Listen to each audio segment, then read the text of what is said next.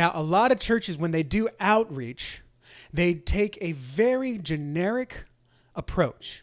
We're just going to put some information out there, right? You ever have someone come up to you and say, I didn't hear about this. And you're like, we put it everywhere. We put it on social. I sent an email about it. We announced it from the pulpit. They don't really mean, I didn't hear about that. Why didn't I hear about that? What they really mean is, I probably heard it, but I didn't remember it. And when you treat church announcements or church marketing promotions generically, you're going to get generic results, which are easily ignored. And not only that, if you repeat the same thing the wrong way too many times, they're going to get tired of it, or they're going to get used to ignoring it. And more importantly, the other thing that churches often do, and keep listening if this is something that you feel, a one-size-fits-all approach means that nothing feels personal.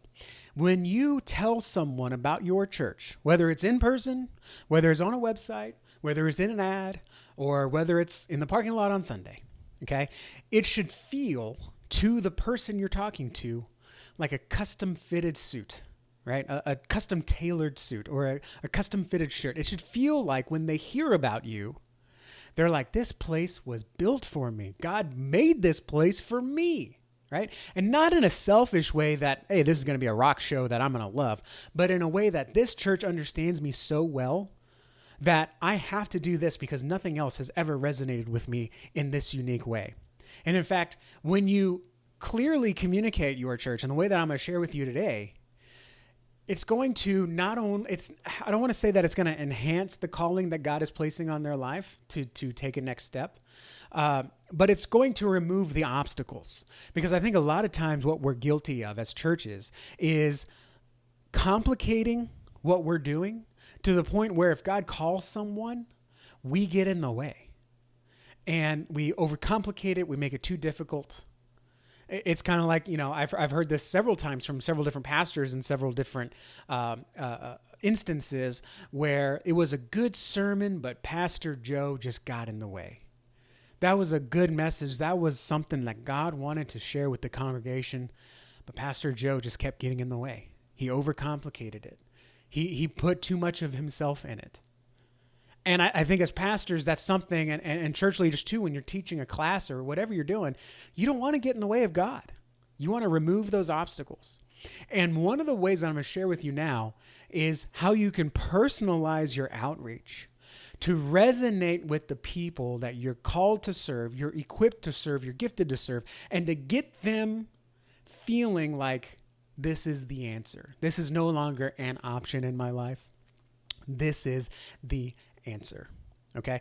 Now, when I talk about personalized outreach, I'll go into specifically what that is, but a lot of churches, they think personalized outreach is just for the larger churches. It's just for the ones that can afford the paid MailChimp plan, right? We're on the free one. We're just using our church management system. Look, you can do this. It doesn't have to be any more expensive, really.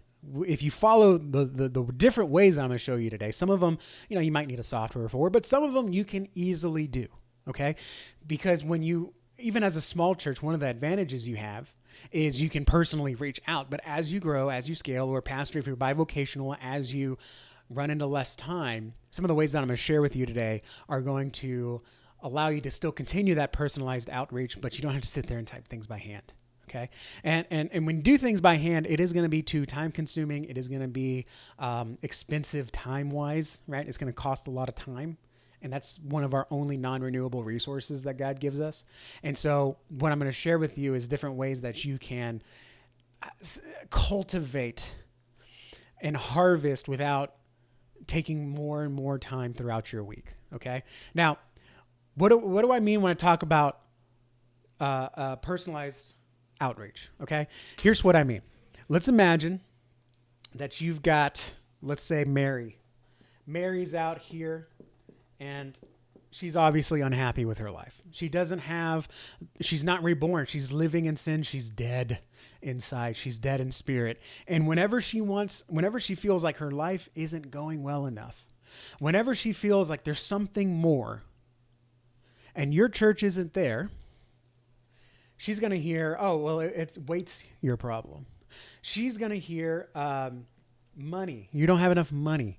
Your relationships are not where it's at. You know, if you just got a good man, or if you just were a little looser around men, maybe you would be happy. These are the lies that the world is constantly throwing her at her. You need this subscription. You need this product. You need this. She is being bombarded with messages, and the last thing I want for your church is to be another message. It's going to be more of the same. That is not what we want. So when I talk about personalized outreach, what ends up happening is, in the midst of all of the noise that Mary has in her life, your church sticks out. And she can do nothing but pay attention to you and hear your message. You're going to be louder. You're going to be more personal. You're going to stick out to where none of the other things matter. And only your church appears to be the answer, because it really is, in her life, the answer. Okay? So when you do that more tailored approach, you're going to automatically stand out and say, this is it for you. She is going to not be able to ignore you. She is going to take a next step with you, and you're going to greatly boost your church attendance, first-time guests, to make more disciples, because you can do this at scale. So instead of Pastor you just talking to Mary, or Pastor's wife just talking to Mary, you can have a system where Mary comes to you already prepared to receive the word, because you've introduced what your church can do, what your church has done, what Jesus has done in your church. And it's going to be way easier for people to take a next step, because, again, they feel like the church and God is specifically to them. It's like when you preach a sermon and you feel like, or maybe you're in the congregation and pastor's preaching a sermon, or whoever's talking, and you're like, oh, this is made for me. He's talking directly to me, right? You're taught in seminary, pick one or two people and just preach to that person. And your community can feel like that. They can feel like you, your church, your marketing, your promotions, your social media, your website, your emails, your texts are speaking directly to them. So what do I mean by personalized outreach? Personalized outreach is essentially taking that broadcast style of announcements or promotions, and instead of saying, hey, we're here, come see us, two things can happen. Number one, you can say, hey, Joseph, Pastor Ken here. I know that this time is a really difficult time. It's a real stressful time. And even when you are completely blessed beyond what you deserve, for some reason, this time of joy and peace and love is just a time of stress, teeth grinding, and sleepless nights. And it shouldn't be that way. And so what I want to do is I want to invite you to a time where you can leave all that aside, and you can come experience God's perfect peace and celebrate with him and figure out and just have a moment of breathing time, really, and discover a little bit about what Christmas is really about. It's a safe time for your family. It's a good time for your family. We want to invite you. The time of the recording this, it's Christmas time. So I'm using a Christmas event. It could be any event. What does that do? Number one, use the person's name. Okay. Now, if you have a church management system, this works well for your members. You can talk to your members directly via email, text, whatever you're using. If you don't have a guest management system, that means something that you can build a library or a database of people that have interacted with your church but maybe aren't members. Then you are able to, sorry, I'm getting a message here. I want to make sure it's not related to the show, but it's not. You are able to, if you have a guest management system, you are able to talk to individual people that have interacted with your church, but they're not on your membership database yet. So you can use their names because you have their names, and software is able to do this. It's called basic personalization. But I want to go deeper than that. I want to, and this is where small churches can really stand out. You need to know what their problems, their pains, their anxieties, what is keeping them up at night. And in this case, Joseph, in that, for example, let's say it was an email, you didn't even need to use their name because you were able to almost mind read their needs and pains and stresses so well that they feel like this was written straight for me. Obviously, I need to go to this. That could be a Facebook ad, right? Do you have any? Why is Christmas so stressful when we're blessed beyond what we deserve? Shouldn't there be an easier way let's just have a peaceful time where we can really spend time with our family, enjoy with our family, and leave the rest of the stress behind. That's what our Christmas presentation, show, cantata, whatever it is going to be. That's what this summer camp is all about. It's tough being a teen. Leave all that behind and let's experience what God has for your teen at summer camp, right? If you specifically speak to their needs, their desires, even though they may have worldly desires, if you speak to them in a way that's just going to leave more wants, that's just going to leave more pain and bondage, then you can introduce Christ as the ultimate fulfillment of their desires and the ultimate way of abundant life. If you can speak to people in a way that they feel understood, that's way more better than just saying, hey, Joseph, hey, Mary. Joseph and Mary. I didn't make that connection that those were the names I was picking out of thin air. It's Christmas time. Okay. Now, so you can do the personalized emails. You can do the targeted ads. So personalized emails, you have their names. So you can say, hey, Joseph, hey, Mary, hey, Jacob, right? Or you can do the targeted ads. Okay, we're going to go after families. We're going to go after families with a certain income. We're going to go after new movers. Hey, it's Christmas time. You're brand new to the area. You're still figuring things out. Hey, we got a place where you can come and hang out and enjoy some Christmas time, enjoy some hot cocoa, enjoy some classic Christmas hymns, and meet some of the community. So you don't have to feel so alone at this Christmas time. Whatever it is, right? You can reach out to those people with targeted ads, and the way you describe their life to them helps them feel understood. And when they feel understood, they will want to connect with you more because everyone loves feeling understood. Okay? And then also any follow-up you do, if you use text in church, if you just write a letter, right? You're going to use their name. Hey, Joe, this is Pastor Ken from this church. Hey, I appreciate you being involved this year, and I want to invite you back. I want to pray for you, right? When you do that, you're going to multiply the number of ways that people feel cared for. One of the things that ticks me off the most is when a pastor or preacher shares a clip or a post on social media, and they're met with, tax the church. This guy's just doing this to get people to give him his money. Okay, but if you can share something on social media in an email or text or whatever, in a way that helps people feel understood, they don't feel like you're after their money. They feel like you're after improving their life through Jesus Christ, of course. Which, by the way, I'm getting tired of having to constantly say through Jesus Christ, but I know if I don't, people are going to be like, oh, you think church is just about making people happy. Okay, bro, I know I don't want to come off that way. Everything we do in church is in the name of Christ, in the name of the mission for him. And church marketing is one of the ways that we can get that message and gospel out to people. Okay. But anyways, if you use this personalized outreach, one of the ways that we like to do it is with an online guest gift.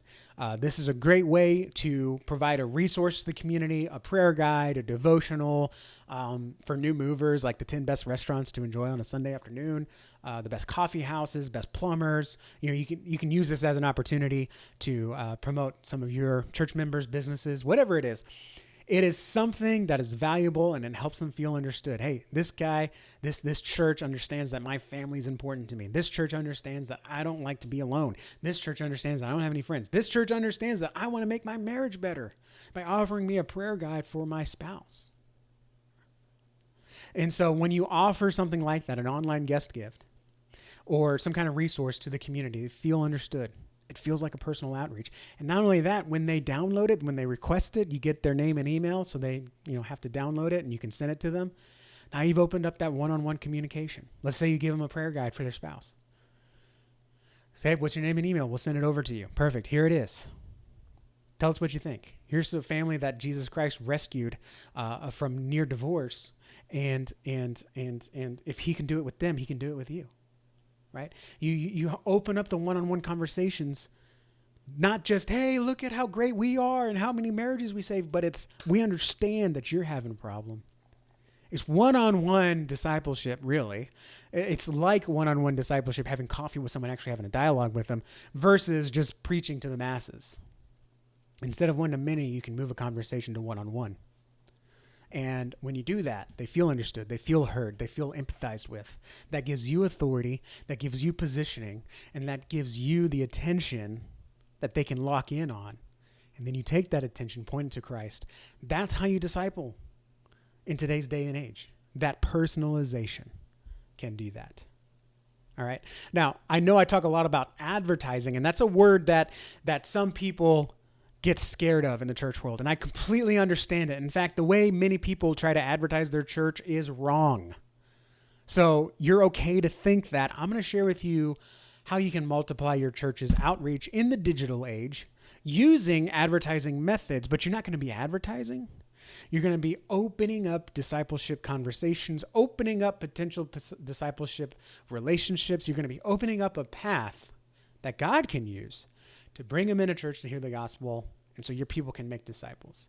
Because your people only know so many people. Your congregation only has so many levels of influence, only so many friends and family that they can invite to church. What about the people that don't know that they don't know your church? What about the people outside of your congregation circle, especially for smaller churches, because you just know fewer people, right? Your 30 people only know 90 people. And if there's 100,000 people, you're going to maybe get 1% of your town by just using your people. But if you can use modern marketing methods and advertising methods to bring people to church, to introduce them to your congregation, not just you, pastor. I don't want any advertising your church does to be all about the pastor. Okay. If you've got a business, if you've got a separate ministry, great. That's the exception. But for your general church, I want them to feel safe and comfortable to come into your church to then meet your people so they can be the disciple makers, not you, pastor. You're not the lead disciple maker. You're the equiper. You're the shepherd. But it brings an opportunity for them to meet people that they would have never met before and to open up discipleship relationships that they never would have had before.